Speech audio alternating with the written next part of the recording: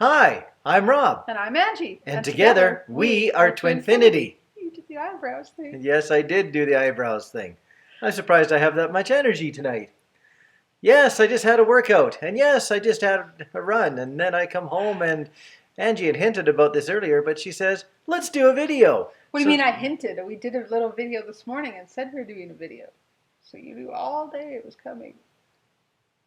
All day. All day? All day. Sometimes it doesn't always work out that way, but this time it certainly did.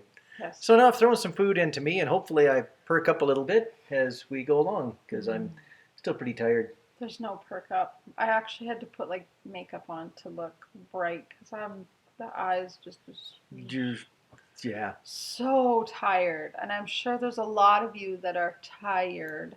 Actually, before we get into that, we just wanted to say really quick where we are. We always do our question and answer videos downstairs by our fireplace. And we were on our way down there, but it's so dark down there. And it's back to being bright season up here. The days are longer than the nights, and I didn't feel like going downstairs. No, we were like, you gotta enjoy the sunshine when you have it. So we thought we'd share sunshine with you in our video. So we look kind of worse than we already feel, which is exhausted. Now we look washed out too, and really because we got sun and we got sun and we're in a corner of our house that's where we're kind of surrounded by windows, and the sunlight isn't coming directly in, but it still is pretty close. And so if we're a little bleached out, it's because we're just enjoying daylight. Yes, and we're sharing it with you too. So anyway, it is March 27th, 2020. Yes, it is. And just for a moment, we'd like to talk a little bit about the COVID-19 pandemic bits. Hair's going to be uncooperative too. Isn't No. that nice? So yeah, we just wanted to mention for those of you that are either feeling exhausted from it, because as light workers, we are here to transmute a lot of the fear energy that's going around in the collective energies. I have just been wiped right out. If I could sleep all day, I would sleep all day. And I'm sure a lot of you can relate. Now, I'm pretty tired, but I can't use transmuting. Whew. See, yeah, I'm tired. You're busy transmitting, not transmuting. I can't use energy from the collective as being my excuse for being tired, because just like literally millions of others around the world, I got laid off this past week, actually just a bit over a week ago. So I'm spending time at home, and I'm working out lots, and I'm running lots. Cleaning the house. And He's I'm cleaning like he's never house. cleaned before. It's amazing. And I'm cooking, did some cooking today. So I'm just tired from things that I would normally not be doing. Like I've gained just a little bit of empathy here. All this housework and doing things domestically is at times just as tiring as going to work and having a hard day. So I'm not used to expending my energy this way. So I don't know why I'm tired. Probably a little bit of everything. Yeah. Yeah. And me, I'm still working. I've never really shared with you guys what I do for a living, only because it's kind of a unique job and it would be easy to find me. And I try to keep my boss's, anonymity. I talk about him a lot, and he knows we do videos and stuff, but, just out of respect for him. But I work in, of course, the medical industry, and that's still classed as, what are they calling that? Essential service. Essential service. Right, yes, through this whole COVID-19 thing. So I'm sort of working. We're only seeing clients on a very urgent need to kind of basis, but still doing a lot of the admin stuff. My boss has been taking a lot of files home and doing a lot of billing, and then I've been going into the office to do a lot of paperwork and stuff. So I'm still working, sort of, and then my bookkeeping jobs, I've still been doing some of that. So I still have that on my plate as well. So I have not been doing a lot of posting, and we haven't been doing as many videos as we normally do, just because there's lots of other stuff going on. But we're trying to get back into somewhat of routine, because we know what it's like when you're out of routine. It just screws everything up. So I'm sure a lot of you can relate, because you're out of routine too. It's like the whole country, or not the whole country, the whole world is going through this. And on that, I just wanted to say, we're not going to do a whole video on that or anything, because there's tons of stuff out there. But I will say, if you have not seen it, when this all first started, I was actually going to just write my own post And then it ended up being a very channeled post. So if you have not seen that, I highly recommend reading it, because Spirit was just, they blew me away. I read it afterwards and I was like, wow, that's some profound stuff. I was just going to type my own post, and the minute my keys or my fingers hit the keys, it just, other stuff came out, and it was brilliant, of just so insightful of what this is all about, what we're all here to do as light workers. So if you have not read it, highly recommend it. It's on all of our media, social media, so our Facebook page, here on YouTube, on our community tab, and then also on Instagram. So check that out. I think it's titled something like A Call to Lightworkers, or it's got the word Lightworkers in it, that much I know. It's funny, when I channel, that's how you know you're channeling, because you don't remember it. I mean, I read it and go, wow, that's pretty profound. That's when you know it's channeled information. Also wanted to give a shout out to all you parents at home with kids. I can't even imagine. I just can't even imagine what you could be going through. I'm, as you all know, highly introverted. I love my time alone, and I'm having a hard time when I come home from work. I'm not used to him being here. He's here all the time now, and I'm like, oh my God. And I know, well, there's so many of you that are like, seriously, you're complaining about your twin flame being here? Like, that's like my dream. Like, be happy. And it's not that I'm not happy, it's just I'm used to space. I need a lot of alone time. So right now it's an adjustment for me. Of course, I'm usually the one at home, not you. Now, I'm a little more extroverted. And of course, it's so hard for me to sit down at a desk 20 feet away from Angie and leave her alone for hours on end. It's just totally not my makeup. She probably can't count the number of times I zip over to usually where she's sitting at the couch, give her a quick kiss on the forehead, and then disappear for another hour. It's just as much for my own benefit as it is for hers, really. But one thing I'd like to say is, being a little more extroverted, I was expecting that being around the house a lot more, not only because of work, but because you're not supposed to leave the house unless you've got something really important to do. Yes. I thought it was going to cause me to go stir crazy a lot more than it has, but I've actually been very calm and not nerved up. I'm not all that pent up. I found that I can go outside for 45 minutes and do a run and avoid people I'm doing a run. I've been getting wet feet during my runs because, the social distancing on pathways. You come around the corner, someone's standing there or doing whatever they're doing, walking on the same pathway. So I run out onto the grass, and in our part of the world, the snow is still melting on the grass. So my feet are soaked 10, 15 minutes into my run. Yeah. Running shoes barely dry out in time for the next day. I'm worried about the running shoes getting foot rot or something, simply because they're not completely drying out every day. But no, I've been finding my energy has been calm. It's really been calm. I'm not wound up about not working. I'm not wound up about being pent up a lot more at home than I've ever really have been. It's interesting. I don't know where this has come from, but I'm certainly glad that it's here. Definitely am. Yes. And if some of you are not in that position and you are in fear for, your own situation, maybe you've been laid off from your job, and maybe you've got, landlord threatening to kick you out, and there's so much going on right now that it's all unknown for everybody, right? There's a lot of fear, whether it's our own that we're feeling or just the collectives. So just use all the tools that you know and have learnt over the years of, everything that we have gone through as twin flames has prepared us for this. This is our time. This is the time for light workers to really shine. And if you're struggling, that's okay, because, you're part of the human collective. So even though we're light workers, we're still humans, right? We're still going to have hard times, hard days. And if you are going, I know there's some of you that are really struggling right now with finances and living situations and stuff. I don't even know which video it is, or maybe it's more than one video, but in our story videos, if you have not watched those, we've shared, my journey of when I was evicted and lost everything. And, was homeless, and it all had a reason. And this is part of the reason, is to be able to say to people, look, I got through it, so can you. And there's many that have gone through it, not just me.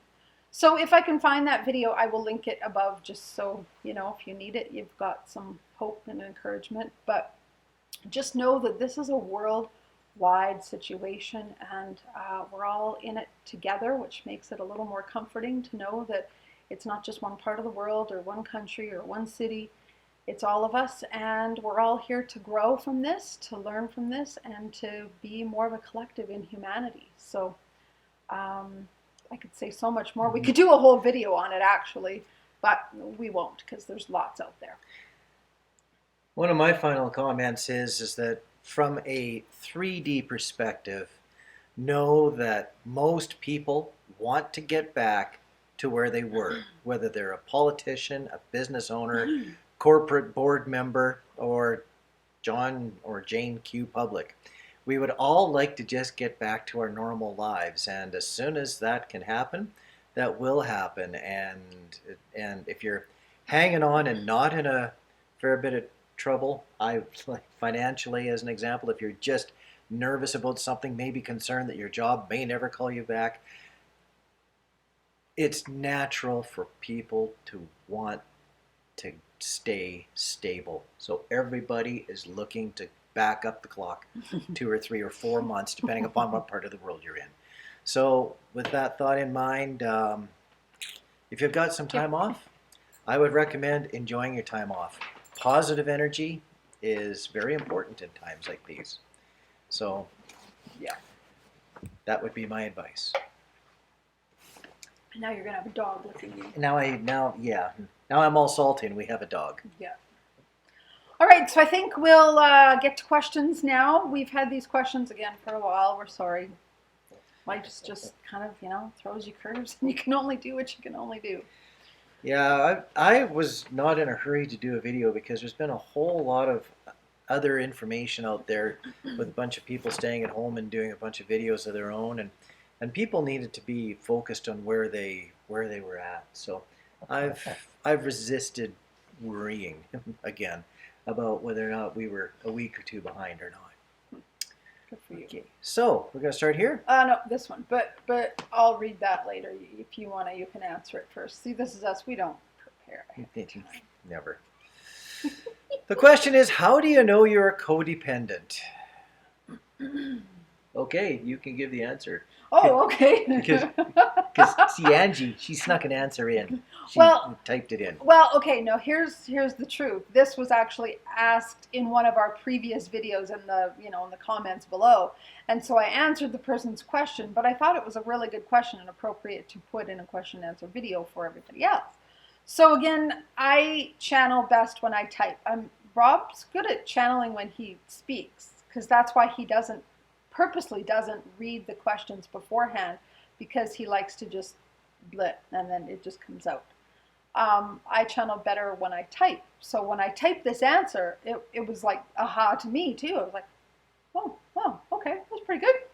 So I thought it was worth sharing here because Spirit gave a really good answer.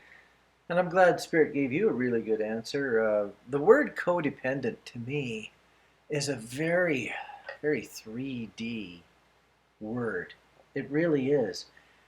Because when we're looking for collective consciousness and connection to that and various other forms of connectivity, there is a fine line between being connected and being codependent.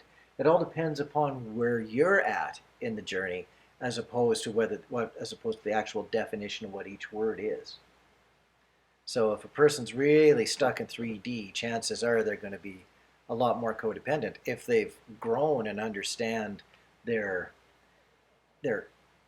internal resonance, and they've come to understand themselves, and they're connected with spirit as well as their twin or somebody else who's very connected as well, then they're likely to be a lot more connected in 5D as opposed to being codependent in 3D. See, I told you to answer the question and all of a sudden something just hit me. you channel when you talk. Okay, your turn again. Okay, so this is what the answer was to this person's question that was typed out. So I had said codependency is when your life revolves around someone else, when you change the way you live your life for another. What you think, feel, say, do, etc. comes from a place of trying to please another instead of being your authentic self and living your life for you. So yeah, codependency is when, everything you do, sorry, I'm tending to a dog here as well, revolves around, is this person going to be okay with it? Are they going to like me? Are they going to be happy? Are they going to reject me if I do this or do that or anything? So everything you say, act, speak, do comes from this place of almost fear and also of pleasing another person instead of just being yourself and really not giving a damn what they think. And codependency doesn't just happen with a twin flame. It can happen with anybody and everybody. I used to be incredibly codependent with friends, with relationships, with my family, especially my mom. When I was growing up, of course, you kind of know my story. I grew up in an abusive home. And so my mom and I became very, what's called in the sort of counseling world, enmeshed. And because we were, too close, we were highly codependent on each other. It was very, very unhealthy. So yeah, it's not a healthy way to be, but a lot of us, because we've had trauma in our life at some point, we have a lot of codependency to heal. So it's just to heal it, it's observing how you act, observing who you are around other people. What, are you one of those kind of people? In fact, you had a person in your life, Karmic One. Karmic One. What did you call her? A chameleon. I was going to make the comment of codependencies and chameleons. Yes. Okay, I don't have to anymore. Yeah, so of course they'll like merge into whatever situation, right? And they'll just say whatever the other person wants to hear, and they'll agree with whatever the other person says. And then even if they're now with somebody else, they'll contradict everything they said before to now appease the new person. If the new person has different thoughts, beliefs, values, etc., they'll just be a chameleon and blend in with whatever somebody else wants. Now, sometimes that's also very hard to detect when someone's being codependent from the point of view of being a true chameleon, because a lot of times the personality type that I call a chameleon is very happy and very adaptable to be the chameleon. That's why I call them a chameleon, because they change their color, they change their spots, and they're just that now. It's nothing to them to be able to do it. It's not like they have to try every day. It's when they try to chameleonize. I don't know how to spell that. A new word. It's when they try to chameleonize. How did we get we are totally white now? What happened? I think the background just got a little darker, that's all. Okay. Sorry, we're just trying to give you sun. We're going to look funny through this, but oh well. I'm sorry, I interrupted. So when they try to chameleonize into something that they can't be. For example, someone trying to chameleonize into being a top-notch athlete when they've got like a bad hip and a bad knee. That's just not going to work for them. So that's where things get a little bit tougher. But still, they can get a lot of points for E for effort. But ultimately, it's not usually the person being codependent that's having the problem with the codependency. It's the person that's allowing the codependency that struggles. So if you feel you've got someone being codependent to you, then you're carrying the burden of both people as far as trying to keep the peace. Because ultimately it's what you allow. And can you allow it for 3 months? Can you allow it for 6 months? Can you allow it for 2 years before it finally starts to get to you and you realize that it's not authentic, the relationship isn't being authentic? At some point, it tends to catch up with the person that's doing the allowing, not the person that's being codependent or doing the chameleon. And also, just another piece, codependency, the root of it is fear of rejection, fear of abandonment, right? So That's why a person will change and be whatever another person wants so that they're liked, they're appreciated, they're loved. But it's not real liking, it's not real appreciation, it's not real love if somebody can't love you for just who you are. We have an extra licky dog tonight, so if you see my arms waving, it's because I'm trying to avoid being licked to death. And of course, if a person's living in fear of that rejection, so therefore they're being codependent, their ability to grow within fear is vastly limited. Absolutely. They're pretty much stuck about where they're at. Yep. And again, they find comfort zones. They're able to do that. But if you're growing and they're not, which tends to be what happens, again, it's another trigger point. So if you've got a situation where it's already on the back of your mind, I hate to say this, odds are it's going to be on the front of your mind before you know it. So it's better to deal with it sooner rather than later.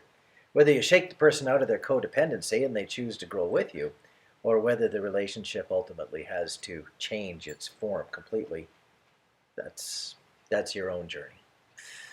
And one last thing I was just going to say is authenticity. Of course, this journey of twin flame-ism, to use your word, I don't think I've ever used that word, it's fun, is about learning to be your authentic self, not only with yourself, but then around other people, right? So first, some people have a hard time just being their authentic self alone because they don't even know who they are because they've been codependent their whole life. So it takes practice to just be yourself with yourself.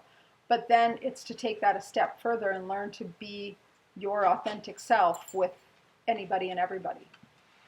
And know that you're not going to be liked by everybody. If you're liked by everybody, that's one clue right there that you're codependent. Because that means you'll do whatever you can to be liked instead of just being yourself and really not giving a damn. Go ahead, bleep me. Bleep! Thank you. About what anybody thinks. So.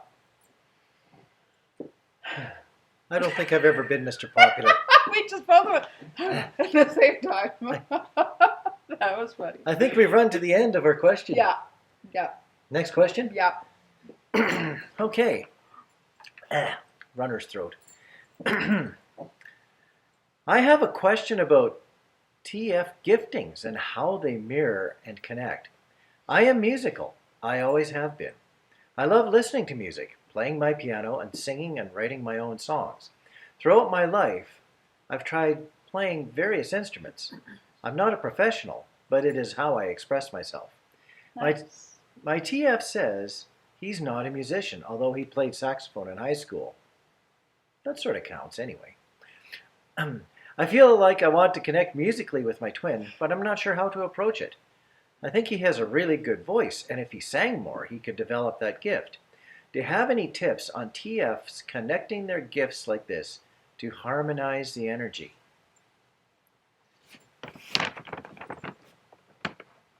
I want you to go first because I'm intrigued to know what you would say on that.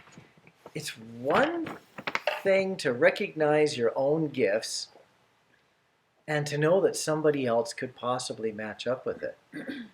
It's another thing to become desperate to try to inflict your gift on someone else, knowing that they could respond to it, but maybe they just don't want to. Yet. I would be more inclined to let your gift be your own gift, your own growth, your own consolation. Yeah.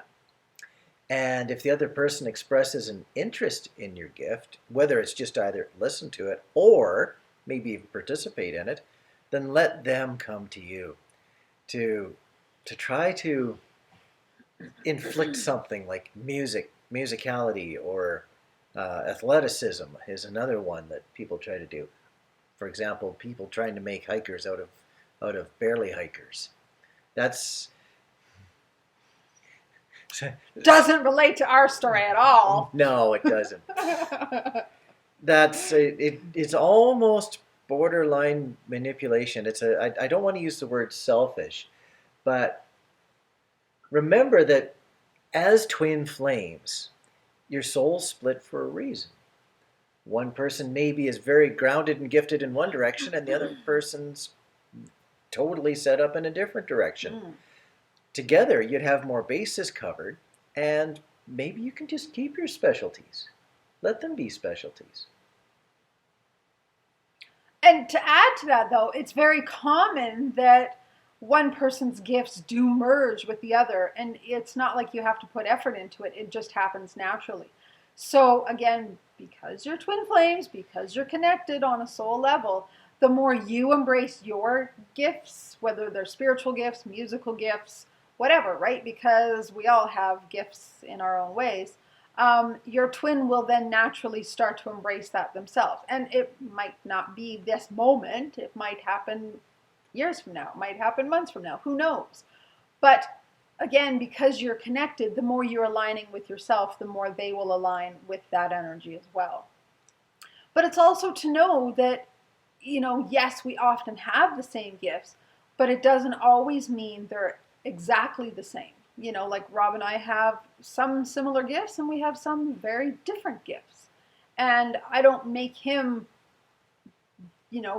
embrace the gifts I have, and he doesn't make me embrace the gifts he has. We just allow each other to have that flow, because that flow then creates a nice balance where one, maybe, like, just to use an example, will be up while the other one's down, and that keeps the balance. So your twin might, yes, have musical abilities, but might not embrace them as deep as you do. And that's okay too. So just let things be what they are, and down the road, you never know. He might start to embrace it, and you could be one of those twin flame sets that's out on the road sharing music. We actually just shared on our twin flame page on Facebook some twin flames that are in Canada, neat enough, that is their mission. They literally go travel and sing and share music, and that's just their gift. So that could be yours down the road, but it'll happen naturally. It's not something you have to force. Agreed. Completely agreed. Yeah. And actually, I just want to add a little piece. I just had a thought about that. Again, years and years ago, when Rob and I first met and I started channeling angels, they were telling me that we had a mission, that we'd be writing books and traveling and speaking. And I've kind of always thought I'd more be the writer and Rob would more be the speaker, because that's our personalities. I channel when I write naturally. Rob's much better at speaking. So I've never enforced my gift of writing onto him, but guess what Rob's doing right now? I'm writing lots. Lots. I'm not at all. Pages and pages. Oh. If you saw our little video that we put out just this morning to say, hey, we're going to do a video tonight, Rob, that's what he does, hours at a time. He'll sit at a computer now and type. And I've never, ever known Rob to sit at a computer for hours, number one, and never known him to type and channel information. And that's what he's doing right now. It's a painfully slow process at about 21 words per minute, with every third word having some form of mistake in it. Those little green and red squiggly lines, I have to go back every so often and right-click and fix all that. But I don't dare interrupt the flow, so sometimes I'm reading back at stuff and I'm going, well, there's a string of consonants with no vowels in it. What was I trying to think there? So all to say, you just never know when you just embrace your own gifts and allow your twin to just be there, kind of like we were talking about in the last question, be their authentic self and just do whatever they need to do. They might just surprise the hell out of you, like Rob is doing with me. He'll be at the computer and I'll just be like, you're blowing me away. And she says that I do the speaking, but I bet if we took all of our videos and added up every word that everybody said, I bet you she's spoken more words than I have. I'm only talkative when it's spiritual stuff. When it's like human stuff, I don't talk. This is different. I talk about everything. Yes, you do. Next question. Yeah, this one's a little bit long, but not too long. No, not too long at all. We've had some questions that have been a half a page long. And yeah, that all works too. Yeah. What happens if you don't feel your twin anymore? I have been on this journey for almost 5 years. I have had crazy dreams of him, synchronicities and signs for years. Just 6 months ago, he completely fell off the face of the earth and totally ghosted me when we used to talk almost every day. Yeah. I am finally getting over my heartbreak. I was extremely sad and still am at times. I have already gone through separation before several times, but this one was just cold turkey and out of nowhere. I haven't heard from him for almost a half a year, and on top of that, I no longer feel him like I used to. I do not have dreams about him anymore, and I rarely see signs and synchronicities when they used to be daily and blow my mind. What happened? This makes me think that it was all made up in my mind from 2015.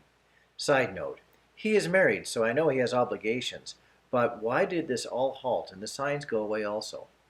Did you ever go through a time when you felt nothing? Okay, you can go first. Many years we went without feeling nothing. No, without feeling anything.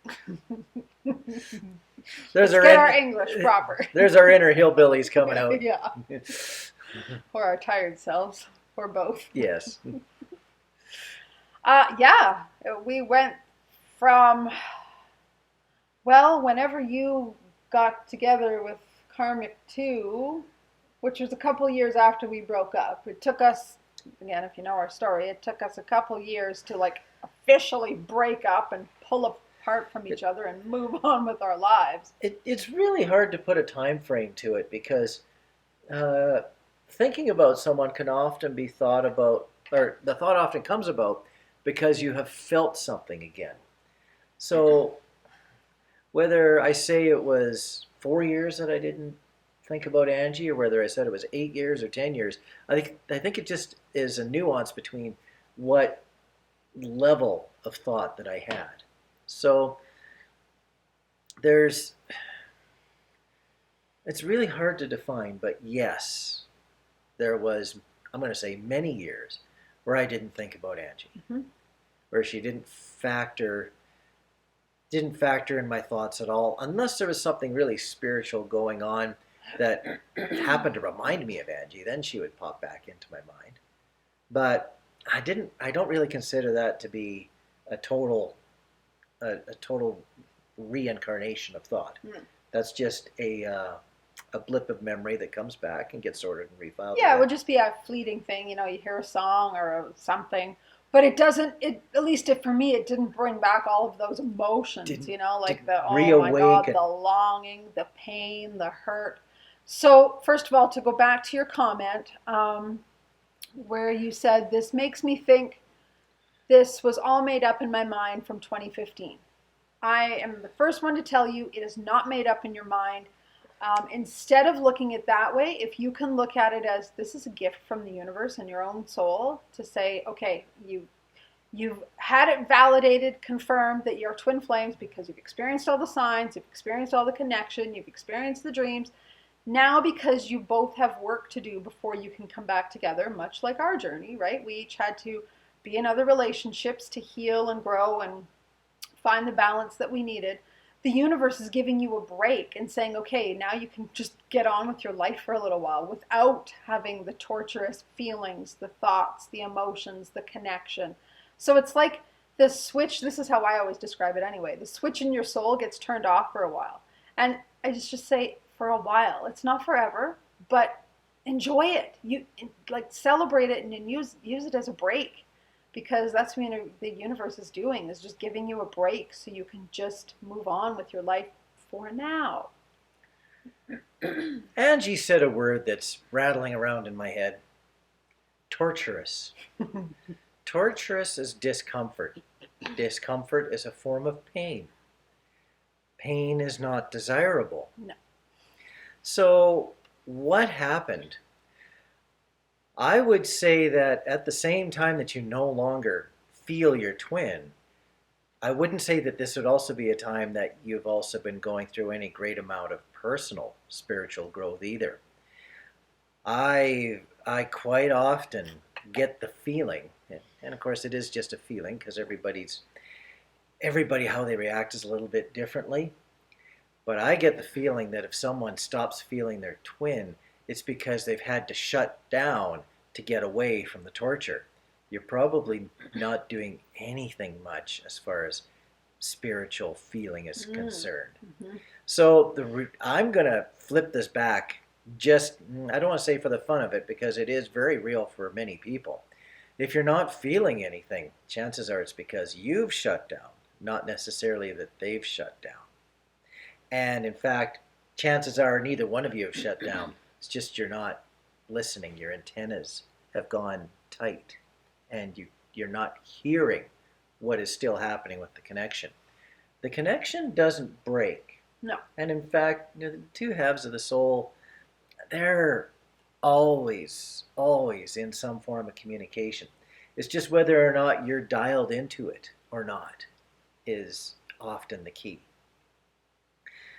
So I'd like to throw out a challenge, and it's not an ego challenge, it's just a personal challenge, that if you step more towards doing some personal growth, some personal spiritual growth, you'll probably open up your antennas and start to hear them again.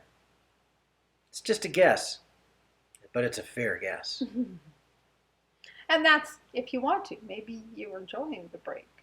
Because I know I did. Okay. It was so hard when you think about them and feel them, and they're just always, like every second of the day in your thoughts, in your feelings, in your emotions. That was hell. So, I don't know, maybe enjoy it.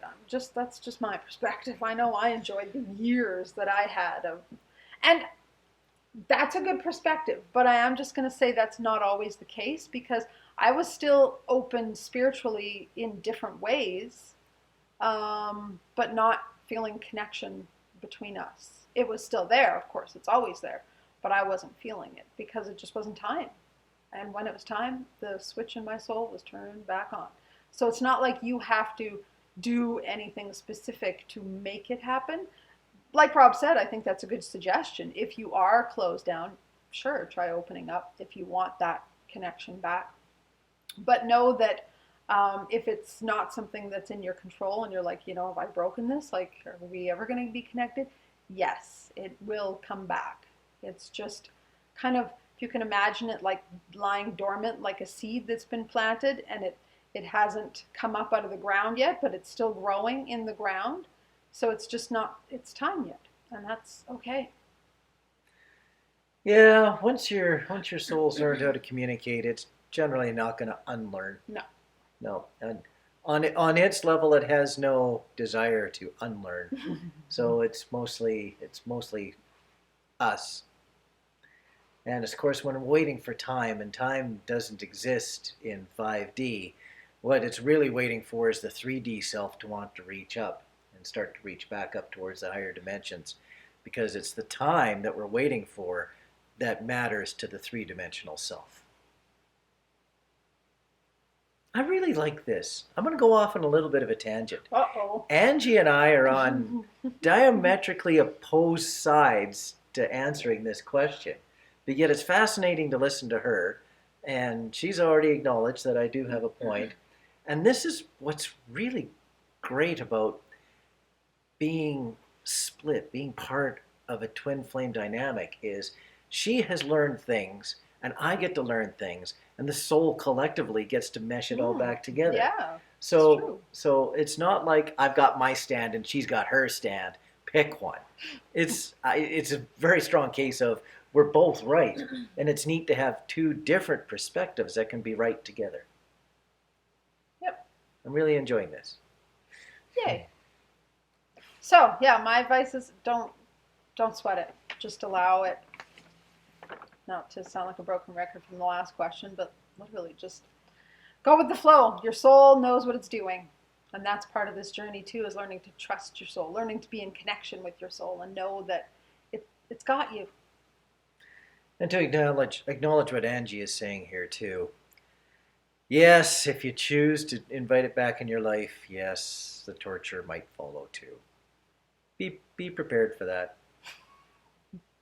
when it came back into my life, it was torture until I was able to tell him we were twin flames, and then it started. But oh man, yeah, I say enjoy it while it lasts when you don't have all the feelings and thoughts and emotions and obsessions.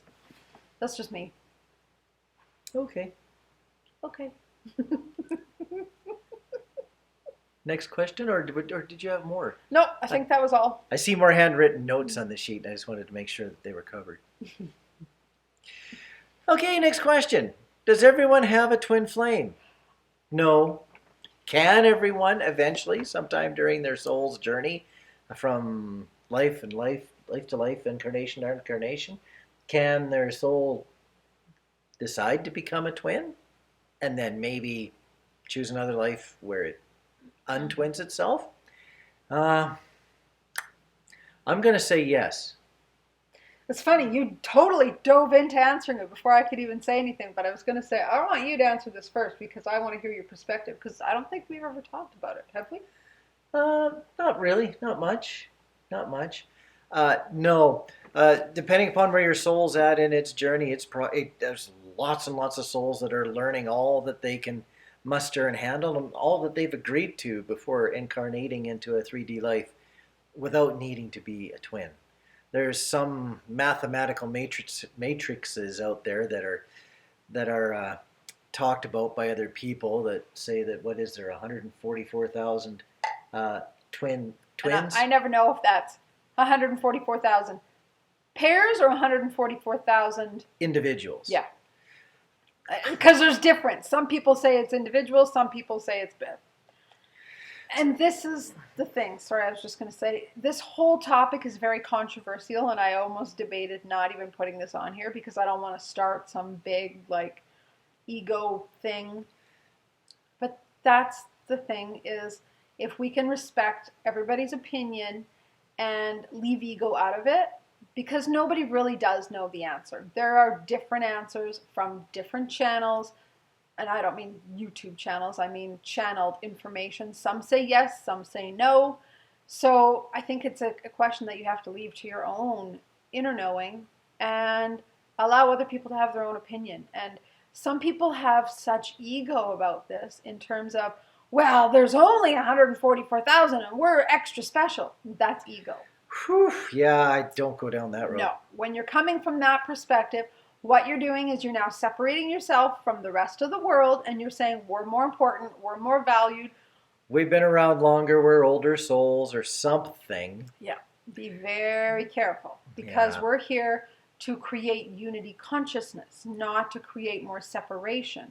And the minute you think you have more importance, or a group that you're in has more importance, or a connection has more importance, you've now created separation instead of union. So my opinion is that everybody has a twin flame. Not everybody is incarnated, obviously, right now with their twin flame. But I also don't know. That's my own opinion. That is not the answer. I mean, who really knows? And honestly, does it matter? Does it matter? I'd like to expand a little bit upon my answer. There is so many individual journeys out there that people are on that every time a theory comes up, it's because it's somebody's truth. It doesn't necessarily have to be everybody's truth. Right. But it's more a case of what you resonate with. If you believe that everybody has a twin because you have no evidence to the contrary and it feels right to you, then I believe that you should stick with that. Because to not stick with that would then be denying yourself your own truth. Right. So well said. So whatever you do believe about twin flames, I think it's important to let information comes by you. And the information that doesn't make any sense to you is not part of your journey. And the information that does make sense to you is part of your journey. And celebrate what you resonate with, and let others celebrate what you don't resonate with, because it is part of their journey too. Yeah. And I think don't get too caught up in all the semantics of it, because again, does it matter? Does it matter if everybody has a twin flame or not? Not really. Those of us that are here on Earth right now, we're here for a purpose.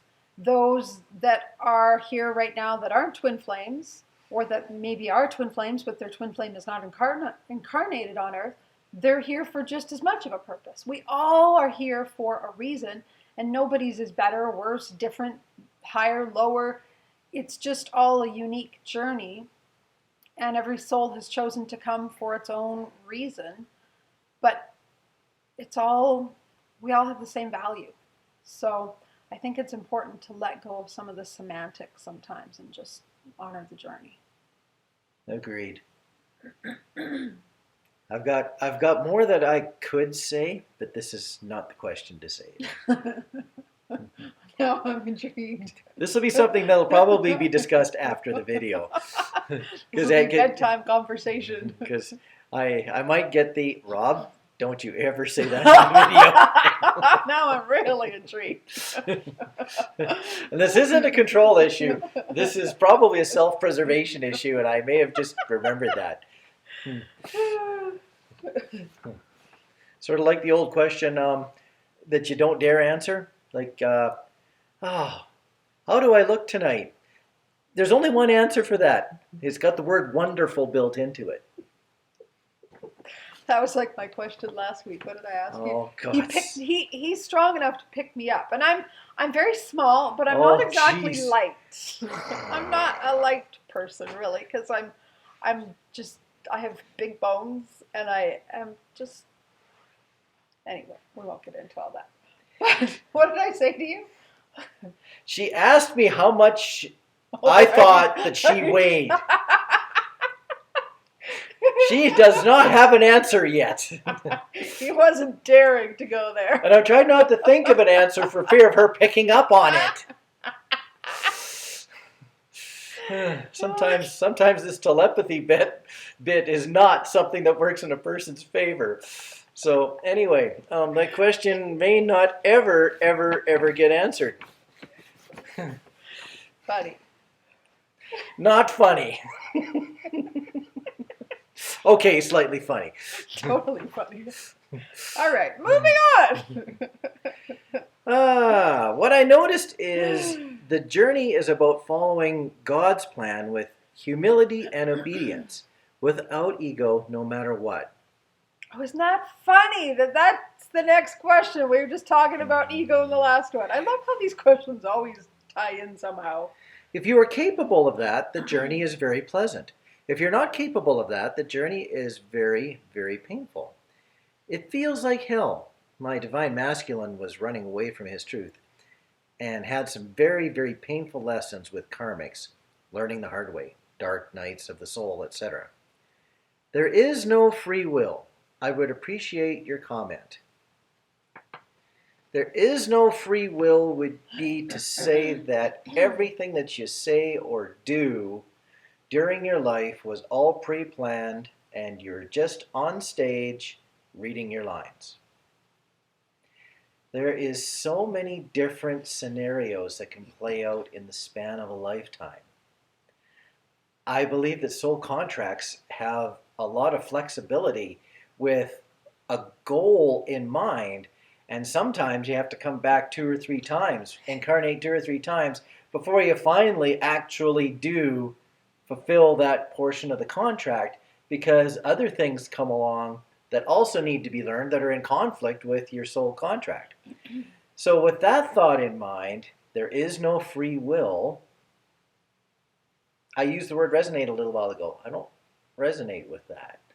I believe that sometimes free will being a 3-dimensional bit, or maybe it could be 4D or it could be 5D, sometimes what you learn, accept, or create, or do being the 3D portion of it, in your life, can affect what goes on in the other dimensions. So if you have no free will, you've really, really limited what can happen in other dimensions as well, because they don't have the flexibility if all the dimensions don't have flexibility. Wow, that was kind of profound, and I missed some of it because I was busy unnumbing my leg. Yes, just a little side tangent. We normally sit on the floor when we do this, and when we're downstairs, we're on a nice cushy carpet and whatnot. Uh, I'm sitting on a hard floor, and I've had to move about 7 times myself too because I keep on putting my foot to sleep or kinking my poor legs that have just come back from a run. Have you noticed even the dog's not with us? She's gone and curled up on the couch because it's more comfy there. Yeah, She never does that downstairs on the basement. no, she's Curled up right beside us or on us or... Anyway, to get back to the question. So, back to the question. What I noticed about the journey is that it's about following God's plan with humility and obedience.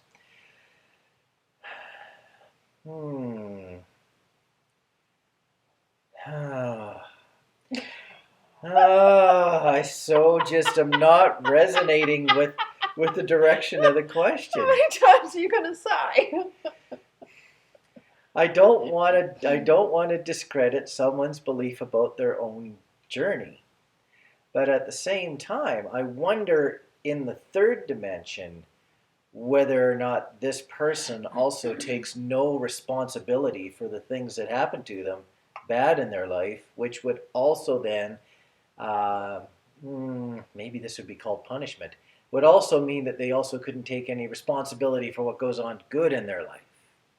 If a person's not going to have free will and they're going to completely follow God's plan, then they can't take credit for the good or take self-pity for the bad. They're just doing what they're supposed to. That's hard words to speak because I've totally spent most of my life stepping away from those tight bonds and boundaries so that I would have the flexibility to grow and, occasionally have experiences. Sometimes, experiences defined as experiences what you get when you don't get what you want. That's why most of the time some people say things are a bad experience. I've noticed in the past couple of decades, people talk a lot about good experiences. And I believe that as part of the collective, completely from bottom to top, this talk about good experiences and people talking more and more about it over the years is actually a slight bit of raising of vibration throughout the population. It's nice to see. Humility and obedience. Humility is actually a good term. Humility is almost the opposite of ego. Sometimes you need a little bit of ego, especially if you inflict it on yourself to reach a goal of some type. But in a lot of cases, humility is a great thing to have, especially when dealing with others, because it allows you to show respect. Hence why I'm trying not to walk too hard on this question, because it is somebody's journey. Hence why they've asked the question the way that they have. What do you have? Well, I'm glad you asked. I'm just going to offer a different perspective. And again, much like we talked about in the last question, there's only perspectives. There's no right or wrong. And if our whole world would open up to that, we'd have a very different, peaceful world. We're all allowed our own opinion because our opinions create our reality and create our experience because our thoughts create our reality. So there is no one way. My perspective, though, is that God doesn't have a plan. We are the ones that plan our lives. And I'm going from this perspective from not only books that I've read, but my own experience. I've done a lot of regression work, life between lives regression, past life regression, all of those kind of things. And in my experience, it has always been, I've seen myself planning my own life. I've seen myself with a collective of guides. That's not the word that they use, but I can't think of it right now because when I'm tired, my brain words gone. I don't even know if I'm speaking properly at this point. But we have a whole group that help us plan our life. And so this has been my experience and my own learning of my life, but also in books that I have read about, what happens before we come and what happens after we come. So there isn't like a God up there that's got a plan and says, okay, you go down there and this is the life you're living. We're not puppets on a string according to what I've experienced. Humility, obedience, and living without ego, yes, that would definitely make this path and any path easier if we could do it, but that's part of being human, is to learn and grow into that. So we don't start that way, otherwise there'd be no point of being here. As souls, we're in that place. As souls, we are humble, we are obedient. I don't care for that word, but we'll use it. And we are without ego. But when we come down to earth as humans, we need all of those things because that's part of enjoying the play, if you want to imagine it being on a stage and being actors. We're just experiencing, we're playing different roles so we can test out what it's like to be this person and this energy and that energy. And it's just part of the fun. So yes, like this person's saying, if you're capable of that, the journey is very pleasant. Absolutely, it's very pleasant. And that's where we're getting to. That's what we're evolving our earth into. But we're still working on it as a human collective. As a collective, we still have some wrinkles to iron out. Yes, we do.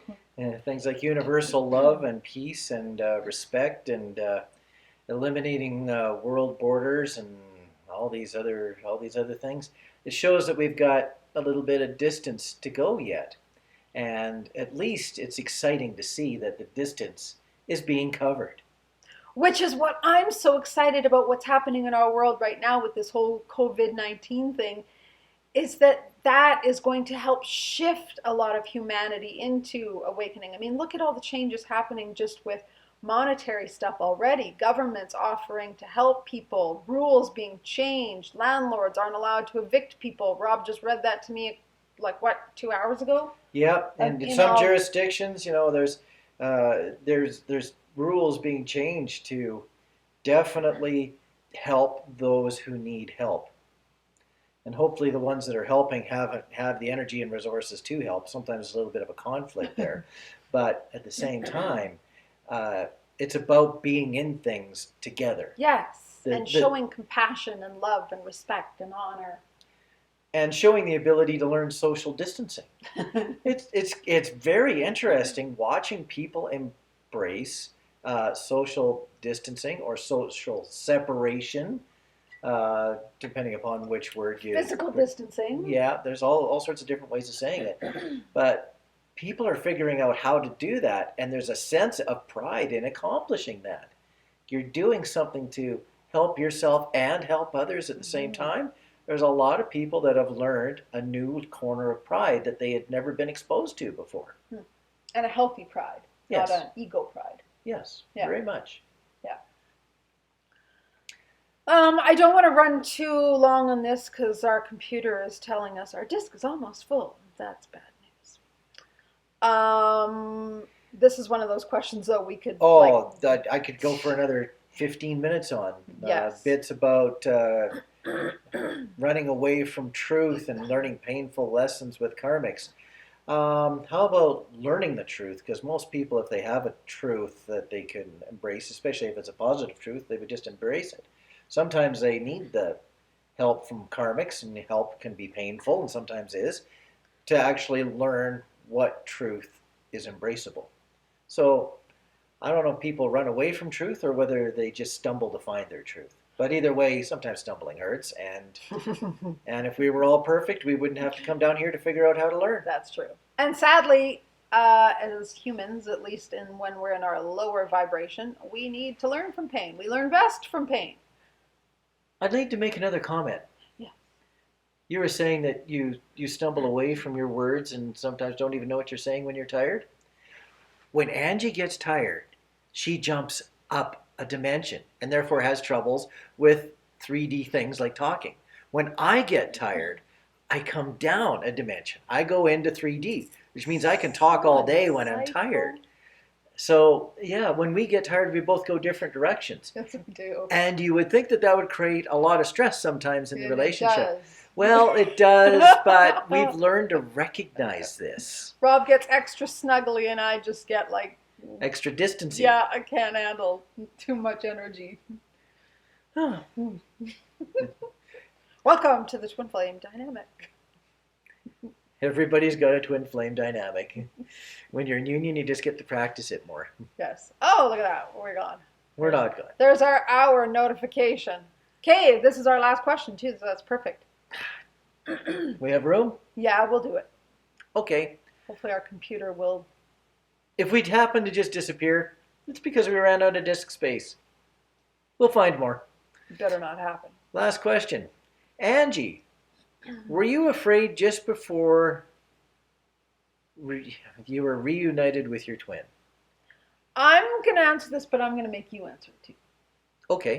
It was just asked to me, but I think it's a worthy for both of us. Go ahead. I was afraid for many reasons. And it depends also what you define as, like the reuniting. You can define it as when you first start reuniting, when you move in with each other. I was afraid throughout it in little bits, not like huge fear or anything.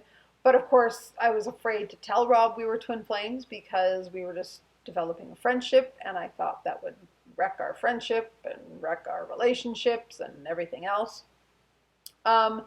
I was afraid when we were talking about like actually living together because I was like, we've never lived together. How do we know we can? We don't know. I mean, this twin flame stuff was still really new to us. So we didn't know how this was going to work. I mean, I made a whole list of a conversation of, okay, this is how I live. This is how I eat. This is how I unload the dishwasher. I mean, seriously, we had those discussions. And as much as we thought we did the dishwasher similarly, we sort of did and sort of didn't. I've had to concede that I've had to learn a different way of doing dishwasherism. I can be super anal. I'm a highly organized, administrative, nursey kind of person. So you put all that together and I can be very difficult to live with. I am not ashamed to say that at all because I'm very, everything has its place and everything goes in a certain place and don't touch this. So I was like, can I live with you? I don't know. The dishwasher would be a great example, but we'll save that for another time.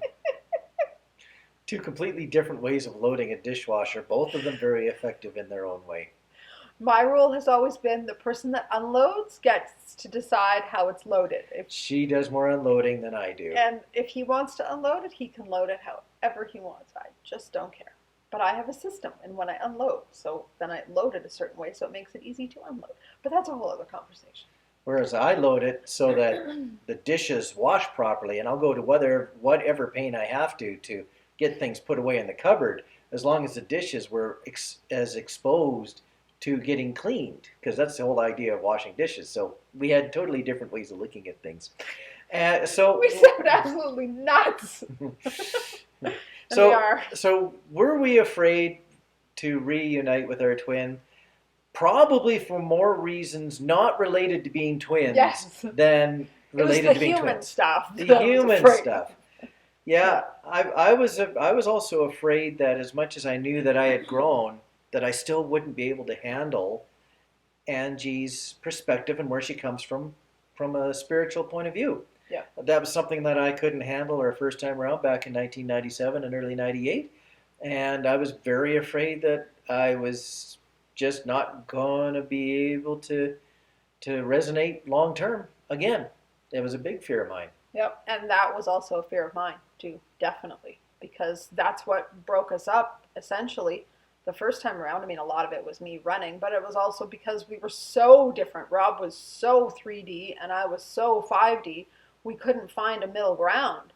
So I wasn't sure, had we come to a healthy balance, both of us individually and then both of us together? I didn't know. So, I didn't know either. But to go past the fear, what I can tell you is your one soul in two bodies knows what it's doing, and when it is time for reunion and union, there's nothing that can stop it. I mean, we were also afraid because, you know, again, if you know our story, you know, we had lots of external things going on. We had exes after us, we had lawsuits. It was a nightmare, an absolute nightmare, 3D wise. But nothing could stop us from reuniting because it was time. It was, our souls were like, it's now, it is happening. And it happened. The path gets thrown out in front of you like rolling out a red carpet, and there's nothing to do but just walk on You it. just do it. Yep. And when that path gets rolled out in front of you, I recommend walking on it. I really do. Yep. And don't deny yourself the opportunity for something amazing. And we're not saying it's going to be easy. Hopefully it's not going to be like ours was, and it's not going to be that hard. But it's not like you get back together and then all of a sudden your life is perfect and it's wonderful. It took us probably, I'm going to say, almost a year to really find a flow together. Yes, it wasn't super difficult, but it required effort on all levels to make sure that things remained balanced. Yep. Yeah, it wasn't easy to get together, but I knew that I just knew for whatever reason that it would be rewarding. Yes. And it is. It is. Absolutely. It just is. It Yeah. just is. Yeah. Now, I notice we're also getting jumpy, so I think we really should go because I'm hoping this will even save. I really don't want to have to redo this video. We've done that in the past. And We've done complete redos. if we have to, we have to. But let's hope this saves. So, with that in mind, let's not make this any longer. Yes, we love you guys. Stay safe, stay healthy, and we will be back. Rob has already done his own next question and answer video on his masculine perspective, so we'll put that up after this video. We like to give it like at least a week between them. But We'll do that. yes, we're still around. So we love you. We'll connect soon. We'll Bye. catch you later. Bye.